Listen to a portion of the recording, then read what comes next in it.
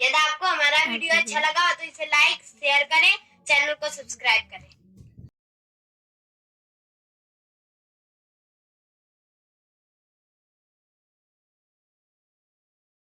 चंद्रगुप्त मौर्य का प्रारंभिक जीवन। चंद्रगुप्त मौर्य की कहानी। किसी कारणवश चंद्रगुप्त के जन्म के पूर्व उनके माता पिता की हत्या नंदों द्वारा कर दी गई, अतः उनके घर की स्थिति बेहद दयनीय हो गई थी। किंतु ऐसी परिस्थितियों में भी बचपन से ही उसमें उज्जवल भविष्य का सूचक महानता के समय लक्षण विद्यमान थे। ऐसा उल्लेख मिलता है कि चंद्रगुप्त किसी गंभीर कारण से बचपन में से ही एक गोपालक को प्राप्त हो गया, जिसने उसका पालन पोषण अपने गायों के बीच अपने बालक के समान किया।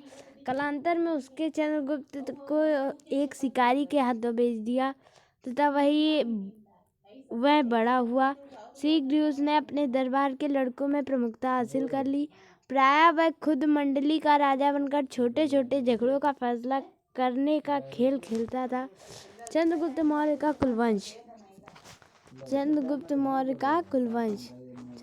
मौर्य के मूल वंश के विषय में विद्वानों में मैतक नहीं थे, जिसकी विस्तार से चर्चा हम प्राचीन इतिहास के अंतर्गत करेंगे, क्योंकि यहाँ हमारा उद्देश्य उनके जीवन चरित्र की व्याख्या करना है। उनके वंश के विषय में कुछ विद्वान उन्हें क्षत्रिय तो कुछ उन्हें शूद्र मानते हैं। वहीं स्पुनर महोदय तो चंद्रगुप्त मौर्य को पारसिक बता डाला, जो कि अमान्य है। पुराणों, मुद्रा राक्षस समेत कई ब्राह्मणों ग्रंथों में उन्हें शूद्र और निम्न कुल का बताया गया है।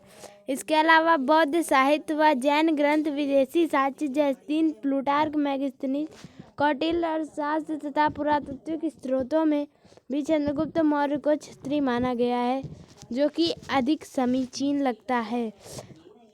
नंदराज द्वारा आचार्य चाणक्य का अपमान।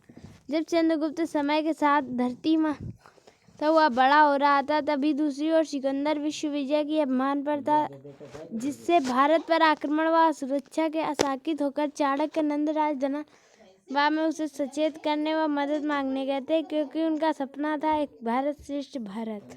तभी धनानंद ने अपने रंगीन दरबार में आश्चर्य चाणक्य का घोर अपमान किया तथा उनकी शिखा पकड़कर महल से बाहर करवा दिया।